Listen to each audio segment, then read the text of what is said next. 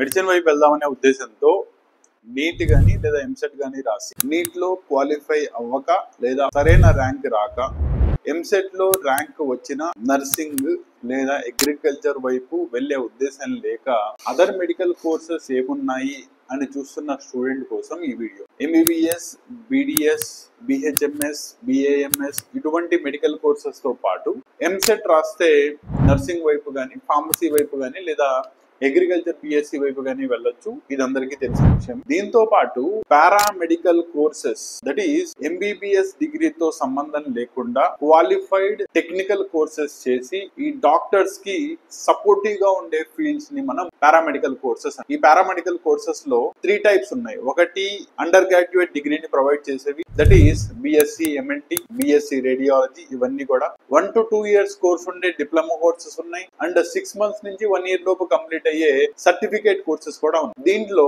Main గా ఎంఎల్టి, that is medical lab technician, radiology plus instrumentation, dialysis, operation theatre assistant, physiotherapy, ఇవన్నీ కూడా BSc లో గనక కంప్లీట్ చేసినట్టయితే course structure 3 years degree plus 6 months internship ఉంటుంది. So overall గా 3 to 4 years course ఉంటుంది.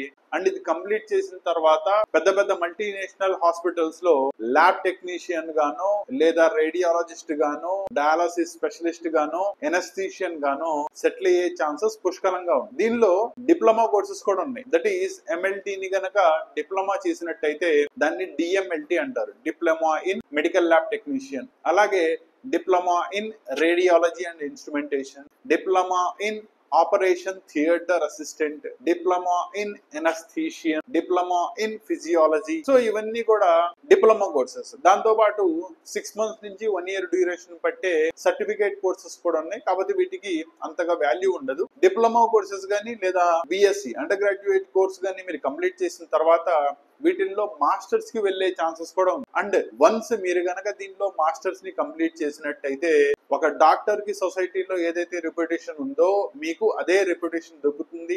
దాంతో పాటు మల్టీనేషనల్ హాస్పిటల్స్ లో పనిచేసే ఉద్దేశం గనక లేకపోయినట్టయితే మీరు ఓన్ గా ల్యాబ్స్ ని కన్స్ట్రక్ట్ చేసుకునే ఛాన్స్ ఉంటుంది. అంటే మీ ఓన్ ల్యాబ్ ని మీరే ఎస్టాబ్లిష్ చేసుకోవచ్చు. దీంట్లో మళ్ళీ 2 types. రేడియాలజీ డిపార్ట్మెంట్ వాళ్ళైతే గనక లైక్ అల్ట్రాసౌండ్ స్కాన్ దగ్గర నుంచి సిటీ స్కాన్, ఎక్స్రేస్, ఎంఆర్ఐ, వీటిల్లో ఇన్స్ట్రుమెంటేషన్ ని కొనుక్కోగలిగే స్తోమత గనక ఉన్నట్టయితే ఇన్స్ట్రుమెంట్ ని కొనుక్కొని మీరు ఎలాగో రేడియాలజీ చేశారు కాబట్టి దానిలో సెటిల్ అయ్యే ఛాన్సెస్ ఉన్నాయి. దీంట్లో మీరు పెద్ద పెద్ద హాస్పిటల్స్ తో కొలాబరేట్ అవుతారు. అండ్ కరస్పాండింగ్ డాక్టర్స్ కూడా మీకే వాటి యొక్క ప్రిస్క్రిప్షన్ రాస్తే లైఫ్ లో మంచి పేరుతో పాటు సంపాదించుకునే ఛాన్సెస్ కూడా ఉంటాయి.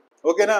ఇలా ఎంబీబీఎస్, బిడిఎస్ లేదా అదర్ ఆయుష్ కోర్సెస్ వైపు వెళ్ళలేని స్టూడెంట్స్ లైఫ్ లో మెడికల్ ఫీల్డ్ లోనే సెటిల్ అవ్వాలి అనుకుంటే గనక ఈ పారామెడికల్ కోర్సెస్ మీకు చాలా బాగా పనికొస్తాయి. ఈ పారామెడికల్ కోర్సెస్ అనేవి ఒకటి ఎంసెట్ ద్వారా ఎంట్రన్స్ జరిగితే బేసిక్ ఇంటర్మీడియట్ స్కోర్ ని బేస్ చేసుకుని కూడా వీటిల్లో ఎంటర్ అయ్యే ఛాన్స్ ఉంది. కాకపోతే స్టూడెంట్ 60% ప్లస్ ఇంటర్మీడియట్ లో మార్క్స్ ని గెయిన్ చేసి ఉండాలి. బైపీసీ బ్యాక్గ్రౌండ్ లో చేసినట్లయితే గనక మీరు వీటిల్లో different colleges like Pinnamaneni Siddhartha దగ్గర నుంచి స్టార్ట్ చేసుకున్నట్టయితే గనక చాలా మెడికల్ కాలేజెస్ లో ఈ కోర్సెస్ అవైలబుల్ గా. అండ్ ఫీ వచ్చేటప్పటికల్లా 40,000 దగ్గర నుంచి 60,000 మధ్యలో ఉంటుంది. హాస్టల్ తో కలిపి కాకుండా. హాస్టల్ అయితే గనక ఇంకో 40,000 to 50,000 వేసుకోండి. అండ్ ఇలా మీరు అండర్ గ్రాడ్యుయేట్ కోర్స్ గనక చేసుకున్నట్టయితే లైఫ్ లో మెడికల్ ఫీల్డ్ లోనే మీరు సెటిల్ అయ్యే ఛాన్సెస్ పుష్కలంగా. సో మెడికల్ ఫీల్డ్ లో నీట్ అండ్ ఎంసెట్ ద్వారా కాకుండా అదర్ పారామెడికల్ కోర్సెస్ ద్వారా కూడా ఎలా అవ్వచ్చు అనే విషయం మీకు అర్థమైంది అనుకుంటున్నాను. దీనిలో స్టిల్ ఏమైనా డౌట్స్ ఉంటే గనక